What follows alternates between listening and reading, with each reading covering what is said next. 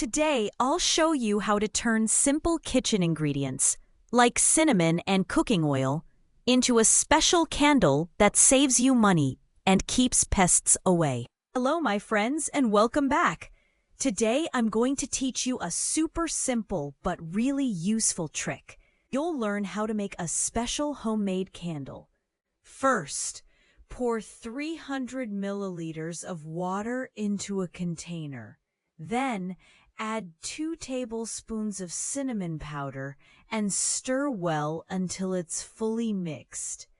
This tip actually comes from my aunt, who lives on a farm. Once the mixture is ready, transfer it into a glass jar. Now, here's the key ingredient, cooking oil. Pour it on top of the cinnamon water mixture and let it sit for about 5 minutes for the best results. Next, take a metal lid, make a small hole in the center, and thread a wick through it. Don't have a wick? No problem. You can use a piece of string or even a strip of cloth. Place the wick in the center of the jar, and there you go. You've just made a very unique candle.